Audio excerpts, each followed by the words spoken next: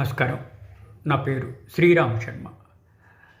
మొత్తం United states student వీసాలు విషయానికి వస్తే ఇండియన్ స్టూడెంట్స్ 2023కు గాను 56% వీసాలు వచ్చాయి. ఇందులో ఆంధ్రప్రదేశ్, తెలంగాణ స్టేట్ల నుంచి ఎక్కువ విద్యార్థులకి ఇవ్వడం జరిగింది.